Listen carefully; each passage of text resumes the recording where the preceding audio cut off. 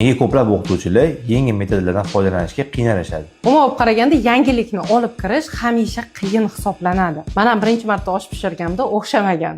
Lekin uni o'xshamasa ham amalga oshiraverishimiz biz bu metodlarni adaptatsiya qilishimiz va metod orqali bolalarda juda ko'p ko'nikmalarni shakllantirishimizga yordam beradi.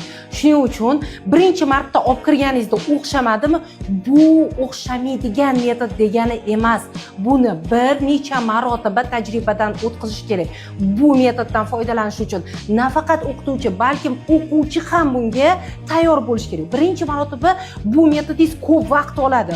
Bolalar dovdirashi mumkin. Nima qilish kerak? Hozir bu yerda qanaqa topshiriqni bajarish kerak degan savollar bo'lishi mumkin. Lekin ikkinchi, uchinchi, to'rtinchi marta bu metoddan foydalanganingizda ishoning vaqt qisqa muddatni olishni boshlaydi. Bolalar ham metodni otini eshitishi bilan bunda nima ish qilish kerakligini biladi va tez vazifalarni bajarib bu jarayonga ko'nikishadi.